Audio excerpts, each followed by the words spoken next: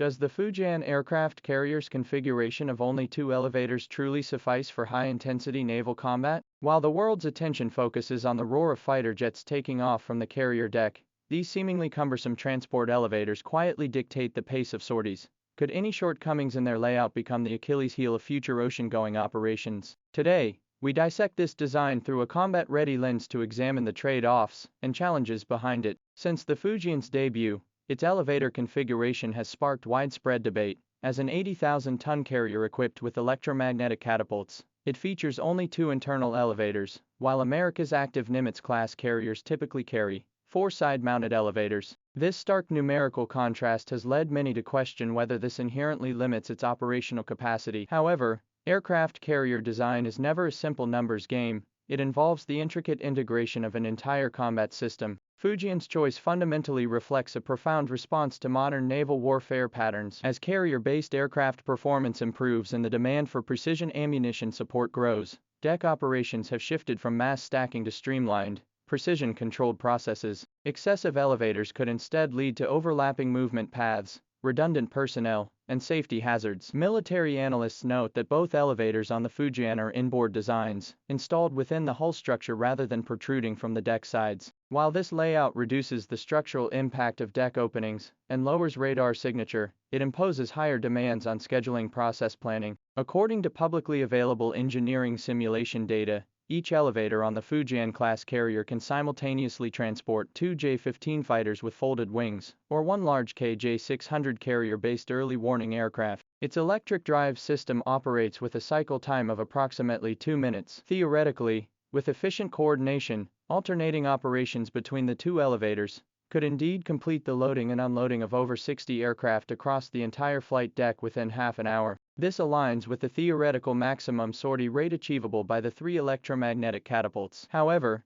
matching theoretical peak performance does not equate to adaptability across all combat scenarios. This is precisely the core of the controversy. First, the most criticized aspect is the specific location of Elevator 1. Positioned adjacent to the rear end of the forward electromagnetic catapult, aircraft lifted from the hangar cannot taxi directly to the catapult preparation position after reaching the flight deck. They must execute at least one turning maneuver. During routine training or low-intensity operations, this might only add a few dozen seconds to the procedure. However, in high-intensity engagements, where every second counts, such as when multiple aircraft require consecutive emergency launches or damaged planes need urgent recovery, this small turning zone could become a critical bottleneck in deck traffic. The U.S. Navy has consciously increased the distance between elevators and catapult starting points on later Nimitz-class and Ford-class carriers to create smoother transfer corridors, an approach worthy of attention. Secondly, quantity issues become magnified under extreme conditions. Consider this scenario. A carrier must rapidly organize two waves of strike groups. After the first wave launches, the second wave's aircraft in the hangar must be swiftly hoisted to the deck for refueling and rearming. If one elevator becomes inoperable due to routine maintenance, unexpected malfunction, or combat damage, the entire operational pressure shifts to the remaining elevator, inevitably causing significant delays in sortie timing. In contrast, carriers equipped with multiple elevators possess greater fault tolerance. Despite advancements in modern maintenance, the risk of multiple simultaneous failures in combat environments remains ever present. The third fundamental issue concerns survivability and damage tolerance. Internal elevator tracks and drive mechanisms are entirely dependent on the structural integrity and stability of the hull. Should the hull sustain significant deformation or list following an attack, track alignment precision could be lost, causing elevators to jam. Conversely, traditional side-mounted elevators can often maintain basic functionality even with slight hull inclination by utilizing external space. As a key asset for the Chinese Navy's projection of power into distant waters, the Fujian-class carrier must prioritize sustained combat capability in high-threat environments. The vulnerability of its elevator shafts could represent a tactical weakness requiring mitigation. These design trade-offs precisely reflect the phased characteristics of China's aircraft carrier development, from the exploratory modifications of the Liaoning to the independent design of the Shandong, and then to the technological leap of the Fujian. Each step represents a balancing act between limited resources and strategic requirements. The choice of two internal elevators for the Fujian likely resulted from a comprehensive assessment of hull structural optimization, center of gravity control, stealth requirements, and cost effectiveness. Particularly, The integration of the electromagnetic catapult system consumes significant internal space and electrical resources, necessitating coordinated design of the elevator system. However, acknowledging this rationale does not preclude opportunities for optimization. Indeed, the evolution of U.S. aircraft carriers serves as a textbook example of continually refining elevator layouts. From the multiple small elevators of WWII carriers, to the 4 large-side elevators of the Forrestal class, to the Ford-class reduction to 3 elevators with a focus on enhancing individual unit efficiency and reliability,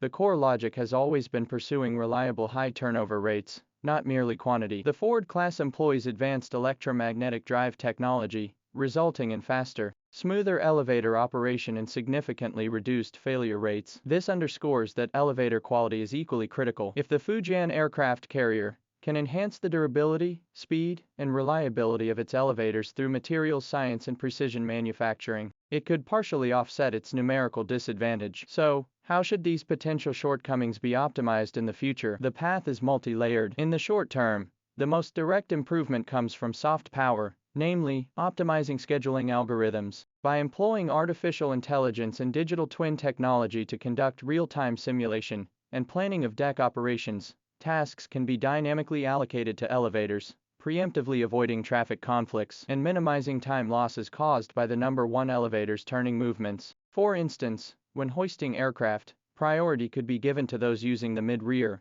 catapult to board via the number 1 elevator, while aircraft using the front catapult could be assigned more frequently to the number 2 elevator. In the medium term, technological upgrades are paramount. Installing high-precision attitude adaptive compensation mechanisms on elevator track systems enables automatic realignment during minor hull deformations, enhancing reliability under combat damage conditions. Concurrently, reinforcing armor protection around elevator zones, or implementing redundant power circuit designs further boosts survivability. From a long-term and next-generation carrier design perspective, integrating primary and auxiliary elevator concepts warrants consideration. While retaining 2 efficient primary elevators, a compact, simplified emergency elevator or hoisting device could be added on the opposite deck side or forward hangar area. This backup equipment could routinely transport ammunition and supplies. During combat, it could assume the critical function of urgently transferring key combat aircraft or rescue equipment when primary elevators are damaged, thereby increasing system redundancy. Furthermore, as carrier air-wing compositions grow increasingly complex, with multiple aircraft types like the J-15T, J-35, J-600, and carrier-based UAVs coexisting, elevators must offer greater versatility in size, load capacity, and interface compatibility. Future optimizations must address this to ensure seamless operation of all aviation assets. In summary, the elevator layout of the Fujian class carrier does present areas worthy of optimization, particularly in handling ultra-high-intensity continuous sorties and extreme combat damage scenarios, where its redundancy and operational flow face significant challenges. However, this in no way diminishes the overall advanced nature of its design, which remains a milestone in the Chinese Navy's journey toward deep-sea operations. The true key lies in adopting an open and pragmatic approach to continuously draw lessons from simulation exercises, live fire training, and comparative studies. This will enable subsystems like the elevators to be more deeply integrated into the neural network of the carrier's operational system. In the future, as China's carrier strike groups expand their operational ranges and undertake increasingly complex missions, every deck operation will directly reflect combat effectiveness. Each debate over efficiency versus survivability will drive this blue steel force toward quiet evolution, further, steadier, and stronger.